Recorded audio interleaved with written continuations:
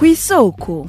Kw'isoko ni ikiganiro mushikirizwa mukagitegurirwa n'urunani rw'amaradiyo Radio Inzamba agateka kawe, Radio RPA ijwi ry'abanyagihugu na Radio Television Renaissance. Umukozi wese wa leta akorera mw'ikomine Musitanteri abwirizwa kumenya igikorwa ahakorera. Uwo mukozi wa leta nyene akazosabwa gutanga icegeranyo c'ivyo arangura kwa Musitanteri. Ni icifuzo c'ubushikiranganji bw'abakozi ba leta. Kubw'umushikiranganji Tade Ndikumana, umukoresha mukuru mw'ikomine ni Musitanteri. Iyo ngingo yobizanye akarusha kahe? Hoba hari ingaruka mbi ifise mu bikorwa vya misi yose? Inyishu ni muri kino kiganiro kw'isoko co kuri uyu wa gatandatu ingenekerezo rya 18 Kigarama umwaka w'ibihumbi 2021. Josine Kaze nije ngire ndakibashikirize kaze. Mu nama yagiranye na ba Musitanteri b'intara zitandukanye kw'igenekerezo rya gatandatu Kigarama uyu mwaka mu ntara ya Cibitoke, Tade Ndikumana umushikiranganji w'abakozi ba leta yamenyesheje ko kuva ico gihe babaye abakozi bakuru mu makomine barongoye. Intumbero dufise twebwe nuko umukozi wa leta atwarwa mw'ikomine ukumva yishaye mwebwe Musitanteri yuko muri abakoresha b'abakozi ba leta bo mushikiranganje bwose kugira ngo abakozi boroherezwe, hanyuma tumenye ko bari ku kivi kubera umwimbu batanze bace bahembwa.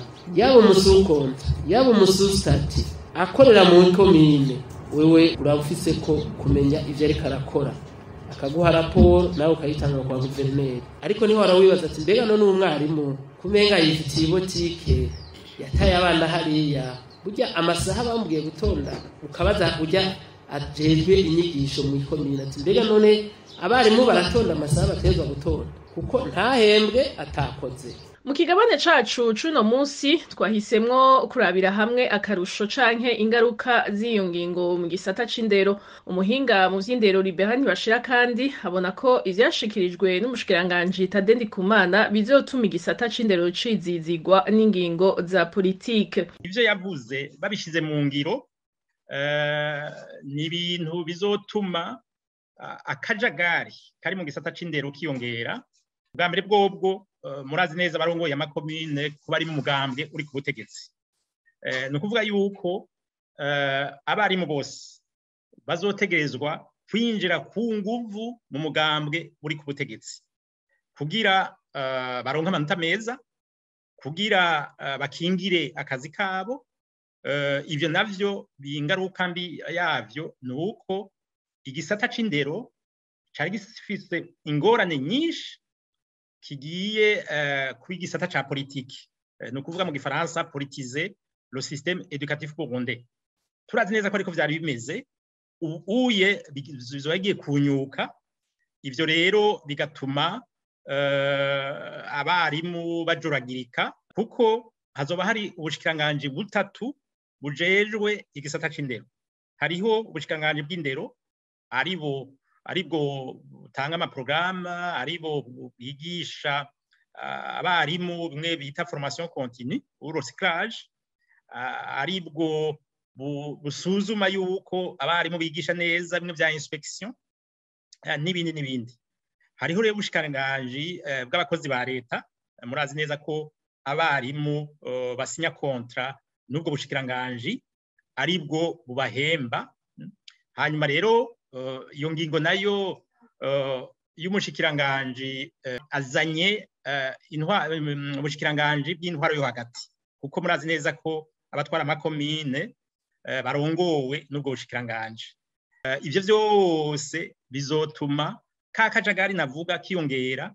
Akajagari nako kakazana yuko akanovera yifuza ko kaba keza ahubwo gasubira inyuma, kagatikutuka cane, umenga bararota, hanyuma ivyo barose bagaca bifata nk'uko ari vyo, bakabigomba kwishira mu ngiro batize neza ingaruka mbi canke batabarije abahinga. Kubw'uyo muhinga mu vy'indero, igisata c'indero mu Burundi gihanzwe n'ibindi bibazo atari ivy'intwaro. Ikibazo nyamukuru ni uko abarimu bwa mbere bwobwo benshi ntibize ubuhinga bwo kwigisha.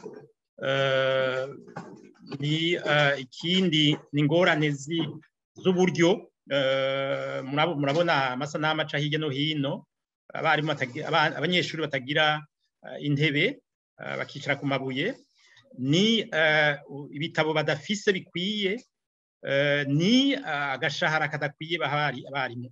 Ingingo y'umushikiranganji w'abakozi ba leta irahagaritse umutima n'amasendika. Mu kiganiro yahaye ikinyamakuru Iwacu, Melance Hakizimana, icegera c'urongoye urunani rw'amasendika mu Burundi Kosibu, ntatahura ingene musitanteri azoza gusuzuma abakozi bose ba leta muri komine arongoye mu gihe benshi badatwarirwa mu bushikiranganji bw'intwaro yo hagati mu gihugu. Ku bwa Melance Hakizimana, nimba igihugu cahisemwo inzira y'ibiganiro n'amasendika, ico kibazo gikwiye kuhigirwa kugira amakenga ahere. Kanatsinda ngo nta n'itegeko na rimwe riha uburenganzira musitanteri gutwara abakozi ba leta muri komine arongoye.